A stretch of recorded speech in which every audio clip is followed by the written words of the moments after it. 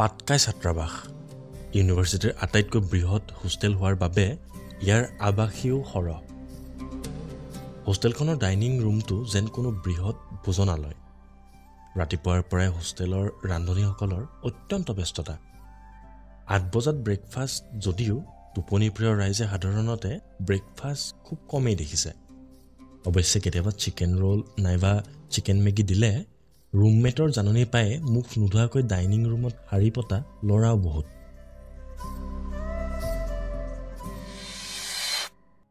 দিনত 12:30 পৰা 2:30লৈকে লাঞ্চ। এই সময়খিনিত সাংঘাতিক দৌৰাদৌৰি, যেন দৰা অহাৰ আগে আগে সকলো আলহীয়ে খৰখেদাকৈ খাই ল'বহে খুজিছে। কাৰোবাৰ যদি ছেকেণ্ড হাফৰ কামোৰ লগা ক্লাছ, কাৰোবাৰ আকৌ প্ৰেক্টিকেল, কাৰোবাৰ লেব, তাৰ মাজতে কাৰোবাৰ আকৌ লাঞ্চটোৱে ব্ৰেকফাষ্ট হয়গৈ। গতিকে সেই দৌৰাদৌৰিতে দিনটো কোনে ক'ত কেতিয়া কাৰ লগত খালে কাৰো হিচাপ নাথাকে। সেইবাবে ৰাতিৰ ভাতসাজ খাওঁতেই সকলোৱে সকলোকে লগ পায়। দিনটোৰ ব্যস্ততাৰ অন্তত মনে মিলা বন্ধুকেইজনৰ লগত একেলগে ভাতসাজ খাই বিভিন্ন বিষয়ৰ আড্ডা মৰাটোত কি মাদকতা আছে সেয়া হোষ্টেলৰ আৱাসীসকলৰ বাদে আন কোনে বুজিব। ৰাতিৰ ডাইনিং হলটো সেয়ে আড্ডাথলীলৈ সলনি হয়। 4-5টা একলগ হৈয়ে সকলোৱে ভাত খাবলৈ আহে আৰু ভাত খাই মুখ ধুওঁতে কিমান সময় পাৰ হৈ যায় কাৰো হিচাপ নাথাকে। ক্লাছৰ বিভিন্ন ঘটনাৰ পৰা ফুটবল ক্ৰিকেটলৈকে, গাৰ্লফ্ৰেণ্ডৰ ট্ৰেজেডিৰ পৰা প্ৰফেচৰৰ দুখ গুণলৈকে, এক্সাম বা এছাইনমেণ্টৰ বিষয়ৰ পৰা উইকেণ্ড প্লেনিঙলৈকে একোৱেই বাদ নপৰে এই আড্ডাত। পাটকাই হোষ্টেলতো অনুৰণ, অভিমন্যু, বিশ্বজিৎ আৰু বিনোদহঁতে এই ডিনাৰৰ আড্ডাত ভাগ লয়। কেতিয়াবা ময়ূৰো আহে, কেতিয়াবা নাহে। আহিলেও সি নিজৰ মতেহে আহিব। অভিমন্যুৰ বাহিৰে আন কোনোবাই জোৰ কৰি তাক আনিব নোৱাৰে। পাটকাইৰ বৃহৎ ডাইনিং হলটোৰ মাজত দীঘল দীঘল টেবুলবোৰ। সোঁফালে থকা টেবুলখনৰ শেষ ঠাইখিনিয়েই সিহঁতৰ নিয়মীয়া আড্ডাত হ'ল। আনদিনাৰ দৰে অনুৰণৰ ৰুমলৈ অভিমন্যু আহিল। বিনোদলৈ ফোন লগোৱাত সিও গৈ আছোঁ বুলি ক'লে। অনুৰণে বিশ্বজিতলৈ ফোন কৰিলে, মই খালোঁ, তহঁতে খা। বিশ্বজিতে সিহঁততকৈ আগেয়ে খাই গ'ল। বিনোদে বুজি নাপালেও অনুৰণ আৰু অভিমন্যুৱে ঠিকেই অনুমান কৰিছিল।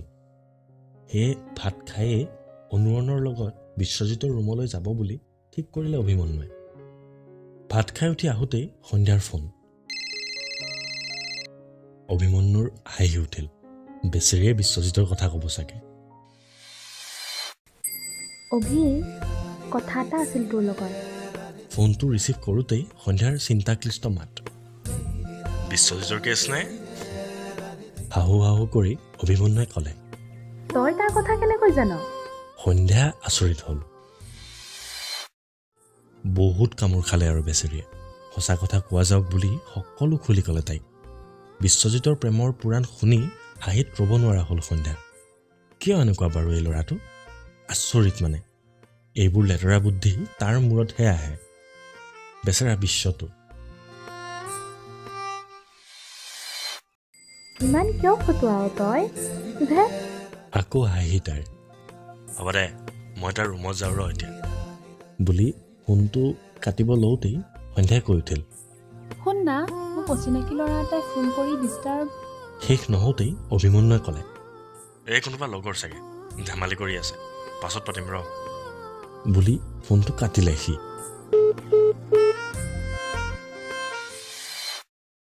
ই গুৰুত্ব কিয় দিয়া নাই? কি ভুগিছে তাইহে জানিছে। সেই ল'ৰাটোৱে তাইক ক'ত থাকে, কি কৰে চব খবৰ পাই যায়। অলপ আগতে হাঁহি থকা সন্ধ্যাৰ যেন আকৌ মুখখন কলা পৰি আহিল, এটা অজান আকাংক্ষাত।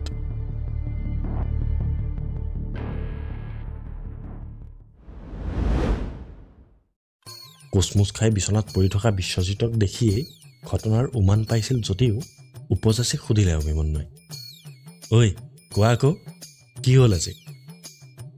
যিমান পাৰি চমুকৈ অতি দুখেৰে ক'লে সি। লগে লগে হাঁহিত ফাটি পৰিল অনুৰণহঁত।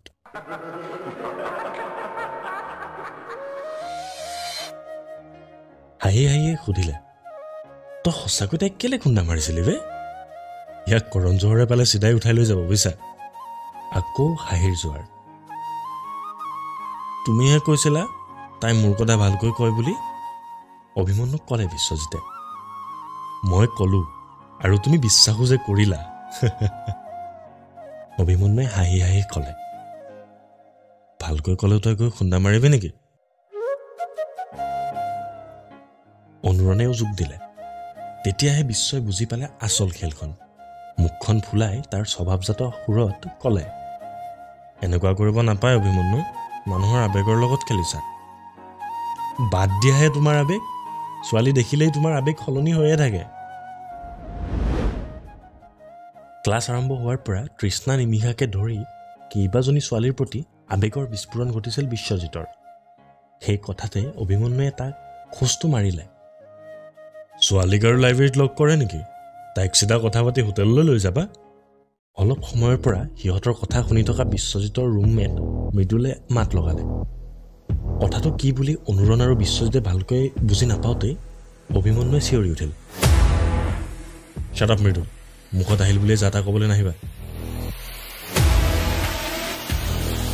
এনে এটা উত্তৰৰ বাবে সাজু নাছিল সি। হঠাৎ পৰিৱেশটো যেন গহীন হৈ পৰিল। কিয়, তাই তোমাৰ গাৰ্লফ্ৰেণ্ড নেকি? মাল কিন্তু সেইজনী। অভিমন্যুক ওলোটাই ধৰিলে মৃদুলে। শেষৰ কথাখিনি কওঁতে মুখত এটা অশ্লীল ফাজ। চুপ, আৰু এটা ৱৰ্ড নোকোৱা যাতে সন্ধ্যাক লৈ। অভিমন্যুৰ যেন খং উঠি আহিছিল। হে অভিমন্যু, মৃদুলে ধেমালি কৰিছে। বিশ্বজিতে যেন সহজ কৰিবলৈ চালে। সন্ধ্যাক লৈ এইবোৰ ধেমালি নহয়। কথাষাৰ কৈয়ে দুৱাৰখন ধমকৈ জপাই ওলাই গৈছিল অভিমন্যু।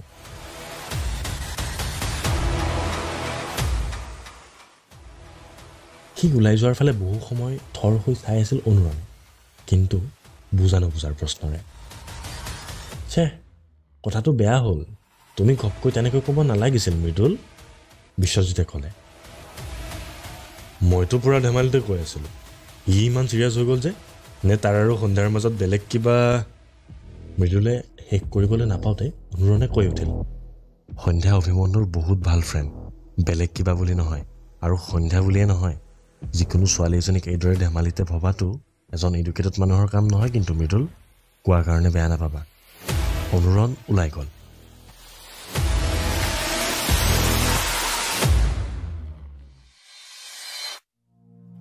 অনুৰণে জানে এইটো সময়ত অভিমন্যুক শান্ত কৰিব পৰা অকল এজনে আছে। সেয়ে সি ময়ূৰলৈ ফোন লগাই কথাখিনি ক'লে। অনুৰণৰ লগতে ময়ূৰো সোমাই গ'ল অভিমন্যুৰ ৰুমলৈ। ৰুমত ছাউণ্ড বক্সত গান লগাই চিপছ খাই আছিল অভিমন্যুৱে। লাইটটো অফ। তাৰ এইটোৱে স্বভাৱ। খঙত ভোকটো বেছিকৈ লাগে। এন্ধাৰৰ মাজত নিজক শান্ত কৰিবলৈ চেষ্টা কৰিছিল যদিও পৰা নাছিল। এক প্ৰচণ্ড খঙত কঁপি আছিল সি। অভি? ময়ূৰৰ মাতত ঘূৰি চালে সি। এফালৰ পৰা কৈ গ'ল তাক, কিয় ক'ব মৃদুলে সন্ধ্যাৰ কথা তেনেকৈ? সাহ কেনেকৈ হ'ল তাৰ? অভি, ঠাণ্ডা হ অলপ। খঙত কঁপি থকা অভিমন্যুৰ বাহুটোত ধৰি ক'লে ময়ূৰে। সন্ধ্যাই কেনেকুৱা ছোৱালী তাৰ চাৰ্টিফিকেট মৃদুল বা আন কোনোবাই দিব নালাগে। মৃদুল কোন হয়? হোষ্টেলৰ এজন চিনাকি। সাধাৰণ এদিনীয়া চিনাকি কোনোবাই কথা এটা কৈ দিলেই তাক গাত লগাই লৈ নিজৰ খং উঠাৰ কি যুক্তি আছে? সন্ধ্যাক ডিফেণ্ড দিবলৈ গ'লে তাইক অপমানহে কৰা হ'ব। যাৰে তাৰে কথাত যদি এনেকৈ ৰিয়েক্ট কৰ, তেন্তে জীৱনটো অশান্তিৰে পাৰ হ'ব। কোৱা মানুহে কৈয়ে থাকিব, তাক এবাৰ সাৱধান কৰি দিলি হৈ গ'ল, সেইটো তাতেই এৰি দে। শান্ত সুৰত ময়ূৰে কোৱা কথাখিনিয়ে শীতল বতাহৰ দৰে কাম কৰিলে। বহুখিনি শান্ত হৈ গ'ল অভিমন্যু। অথনিৰ খংটো এতিয়া একেবাৰে নাই। কাষতে থিয় হৈ থকা অনুৰণে ময়ূৰলৈ চালে। এই ল'ৰাটো এনেকুৱাই, জ্বলন্ত জুইকো এটা চাৱনিৰে শান্ত কৰিব পৰা যেন শক্তি আছে তাৰ। অভিমন্যু ঠিক হোৱাত ময়ূৰ ওলাই গ'ল। দিনটো উৎকট গৰমৰ শেষত যেন এজাক বতাহে চেঁচাই পেলাই গৈছে সকলোকে। এইবাৰ ঠাণ্ডা সুৰেৰে অনুৰণৰ ফালে চাই অভিমন্যুৱে ক'লে, এই মৃদুলটো পাক গ'ল নেকি বাৰু সঁচাকে? কথা ক'ব নাজানে নে গৰুটোৱে? কথা ক'ব জনা হ'লে তেনেকৈ কয়নে? থাকেও কিছুমান মানুহ তেনেকুৱা। বাদ দিয়া, ইহঁতৰ লগত লাগি নিজৰ মুড নষ্ট কৰি লাভ নাই, ইগনোৰ কৰাই ভাল, অনুৰণে ক'লে। ইতিমধ্যে স্বাভাৱিক হৈ গৈছিল অভিমন্যু। তেনেকুৱাতে মৃদুল আৰু বিশ্বজিত সোমাই আহিল। মৃদুলেই প্ৰথমে ক'লে, ঐ ভাই, বেয়া নাপাবাবে, অথনি তেনেকৈ ক'ব নালাগিছিল, চৰি। কথাৰ সুৰতে লাগিছিল সি বুজি পাইছে নিজৰ ভুলটো। ইতিমধ্যে অভিমন্যুৰো খং হাম কাটিছিলে, গতিকে সিও একো নাই ভাই বুলি এৰি দিলে কথাষাৰ। এয়াই হয়তো হোষ্টেল। মান অভিমান, খং ৰাগ ধেমালি আদিৰে ভৰপূৰ বাবে এই জীৱন সকলোৰে আকাংক্ষিত।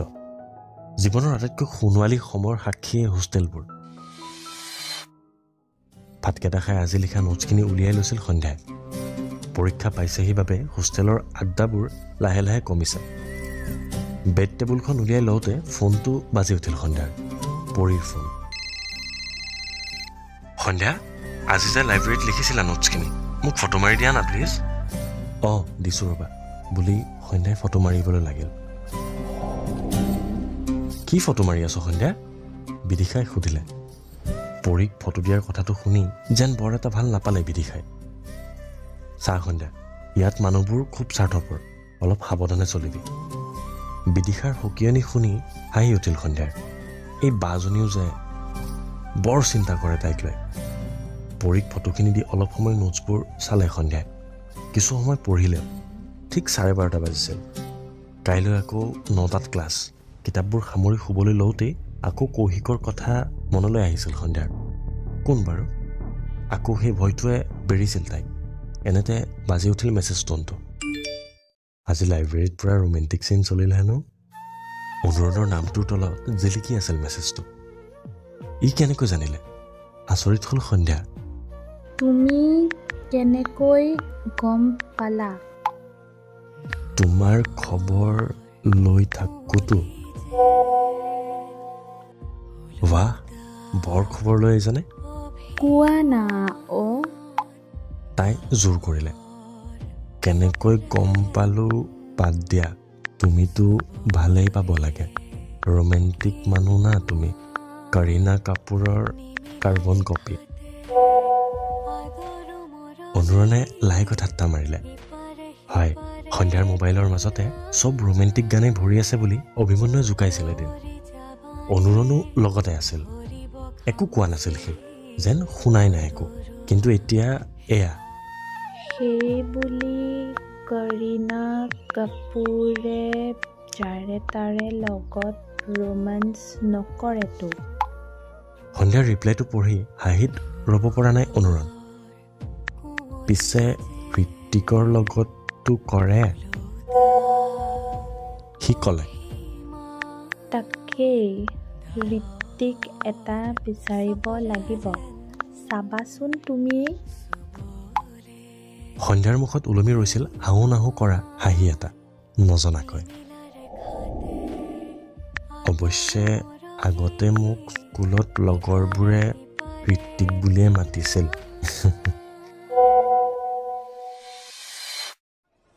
মেছেজটো দেখি হাঁহি বিয়পি পৰিল সন্ধ্যাৰ মুখত। লাহে লাহে যেন তাই বুজি উঠিছে অনুৰণক। সন্মুখত কথা পাতিব নোৱাৰে সি, বিশেষকৈ লগত বেলেগ কোনোবা থাকিলে। আচৰিত লাজকুৰীয়া। কিন্তু অকল তাইৰ লগত যেন বেলেগ হৈ উঠে অনুৰণ। কিয় জানো তাইৰো ভাল লাগে। লগে লগে টাইপ কৰিলে তাই। ইচ, বৰ বেঙা আছিল তোমাৰ লগৰকেইটা। মই হোৱা হ'লে শক্তি কাপুৰ বুলিহে মাতিলোহেঁতেন। কি ফাল্টু।